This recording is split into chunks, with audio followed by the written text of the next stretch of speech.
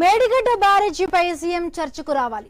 రేవంత్ రెడ్డికి మాజీ మంత్రి కేటీఆర్ సవాలు విసిరారు. కాళేశ్వరం కాదు కులేశ్వరం అంటున్న రేవంత్ రెడ్డి తన సవాలును స్వీకరించాలన్నారు. ముఖ్యమంత్రి దిగజారుడు రాజకీయాలు చేస్తున్నారని ఆయన మండిపడ్డారు.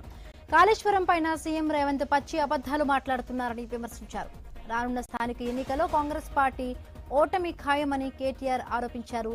రేవంత్ రెడ్డి లాంటి దొంగలు పదవుల్లోకి వస్తారని రాజ్యాంగం రాసేటప్పుడు డాక్టర్ బిఆర్ అంబేద్కర్ ఊహించలేదని కేటీఆర్ అన్నారు. ఊహించని ఉంటే ముందే రీకాల్ చేసే వ్యవస్థను కూడా ప్రవేశపెట్టేవారని ఆయన చెప్పుకొచ్చారు. చర్చకు వస్తావా అంటాడు. మొన్న పోయినాం చర్చకు రమ్మండి, ఆడికెళ్ళి మళ్ళీ వీకెండ్ మళ్ళీ చర్చకు వస్తావా నిన్న డైలాగ్ ఏమనాలి? చర్చకు పిలిస్తేనేమో పారిపోతాడు. మళ్ళీ చర్చకు వస్తావా కేసీఆర్ నాగార్జున సాగర్ కట్ట మీదకి వస్తావా? మేమన్నాం ఇక రారాబాయి మరి మేడిగడ్డ బరాజ్ మీదకి రాయిగా ఆడిడేందుకు మంచిగా ఉంది, అది కూలిపోలే. నువ్వు కూలేశ్వరం అని నీకు నెత్తి బాగలేక నువ్వు అంటున్నావు. కానీ నిన్నగాక మొన్న మా జగదీశ్వర్ రెడ్డి గారు వేయచ్చు మొత్తం మేడిగడ్డ బరాజ్ మీదనే కారు నడుపుకుంటా ఒక ఇక్కడనే కుంగింది, ఒక ఈయనే నా కారు ఉంది చూడుండ్రి అనుకుంటా ఆయన ఇలా ఆడ పెడతాడు సూర్యాపేట. ఇంత మోసం, ఇంత దగ ఒక దళితులనే కాదు ఏ వర్గాన్ని విడిచిపెట్టకుండా అందరికీ ఆడబిడ్డలకు చెప్పిండు. చర్చకు వస్తావా అంటాడు. మొన్న పోయినాం చర్చకు రమ్మండి, ఆడికెళ్ళి మళ్ళీ వీకెండ్ మళ్ళీ చర్చకు వస్తావా నిన్న డైలాగ్ ఏమనాలి? చర్చకు పిలిస్తేనేమో పారిపోతాడు. మళ్ళీ చర్చకు వస్తావా కేసీఆర్ నాగార్జున సాగర్ కట్ట మీదకి వస్తావా? మేమన్నాం ఇక రారాబాయి మరి మేడిగడ్డ బరాజ్ మీదకి రాయిగా ఆడిడేందుకు మంచిగా ఉంది, అది కూలిపోలే. నువ్వు కూలేశ్వరం అని నీకు నెత్తి బాగలేక నువ్వు అంటున్నావు. కానీ నిన్నగాక మొన్న మా జగదీశ్వర్ రెడ్డి గారు వేయచ్చు మొత్తం మేడిగడ్డ బరాజ్ మీదనే కారు నడుపుకుంటా ఒక ఇక్కడనే కుంగింది, ఒక ఈయనే నా కారు ఉంది చూడుండ్రి అనుకుంటా ఆయన ఇలా ఆడ పెడతాడు సూర్యాపేట. ఇంత మోసం, ఇంత దగ ఒక దళితులనే కాదు ఏ వర్గాన్ని విడిచిపెట్టకుండా అందరికీ ఆడబిడ్డలకు చెప్పిండు. మేడిగడ్డ బ్యారేజీపై సీఎం చర్చకు రావాలి. సీఎం రేవంత్ రెడ్డికి మాజీ మంత్రి కేటీఆర్ సవాలు విసిరారు. కాళేశ్వరం కాదు కులేశ్వరం అంటున్న రేవంత్ రెడ్డి తన సవాలును స్వీకరించాలన్నారు. ముఖ్యమంత్రి దిగజారుడు రాజకీయాలు చేస్తున్నారని ఆయన మండిపడ్డారు.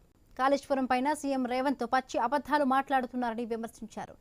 రానున్న స్థానిక ఎన్నికల్లో కాంగ్రెస్ పార్టీకి ఓటమి ఖాయమని కేటీఆర్ ఆరోపించారు. రేవంత్ రెడ్డి లాంటి దొంగలు పదవుల్లోకి వస్తారని రాజ్యాంగం రాసేటప్పుడు డాక్టర్ బిఆర్ అంబేద్కర్ ఊహించలేదని కేటీఆర్ అన్నారు.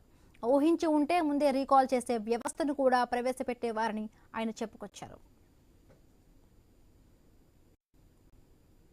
మరిన్ని పూర్తి అప్డేట్స్ మా కరెస్పాండెంట్ ఏవే స్వామి అందిస్తారు. స్వామి, ఈ మధ్య బీఆర్ఎస్ వర్కింగ్ ప్రెసిడెంట్ కేటీఆర్ కొద్దిసేపటి క్రితము తెలంగాణ భవన్ లో ఒకవైపు వివిధ దళిత సంఘాల నేతలతోటి దళిత బంధు సాధన సమితి కార్యకర్తలతో సమావేశమయ్యారు. ఈ సమావేశంలో పలు కీలక అంశాల వారితోటి కేటీఆర్ చర్చించుకున్నారు. కేసీఆర్ ముఖ్యమంత్రిగా ఉన్నప్పుడు దళిత బంధు ఇస్తానని చెప్పేసి అందరికీ ఇచ్చారు. రెండో విడత దళిత బంధు శాంక్షన్ అయిన తర్వాత కూడా చాలా మందికి ఇవ్వకుండా ఈ సర్కార్ వచ్చిన తర్వాత దాన్ని పక్కన పెట్టిందనేది కూడా ప్రభుత్వం దీన్ని పట్టించుకోవట్లేదని చెప్పేసి ఆవేదన వ్యక్తం చేస్తూనే ఒకవైపు చాలా విషయాల్లో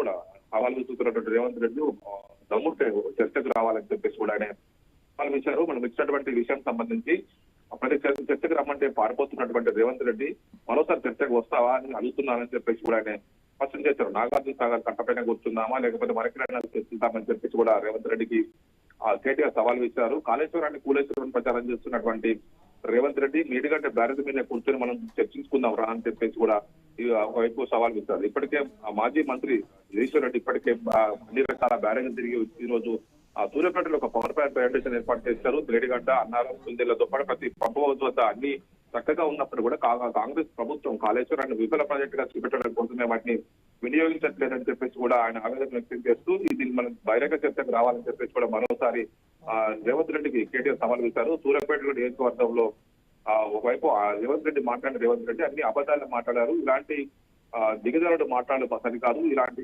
దొంగలు ముఖ్యమంత్రి అవుతారని చెప్పేసి రాజ్యాంగ నిర్మాతలు భావించలేదని చెప్పేసి ఆయన పైన ఆరోపణలు చేశారు. ఒకవైపు ఇప్పుడున్న పరిస్థితుల్లో సరికాదు, ఏం చేసుకుంటారో చేసుకోవాలని చెప్పేసి కూడా ఒకవైపు కేటీఆర్ రాష్ట్ర ప్రభుత్వం సంబంధించి రేవంత్ రెడ్డికి సవాల్ చేయడం జరిగింది. మొత్తానికైతే రోజు రోజుకు తిట్ల భాష ఎక్కువ అవుతుంది. రేవంత్ రెడ్డి మాట్లాడిన ప్రతి భాషలో తిట్లు తప్ప సబ్జెక్ట్ ఉండట్లేదు అని చెప్పేసి కూడా కేటీఆర్ ఆరోపించారు. Right, thank you Swami, thanks for the updates.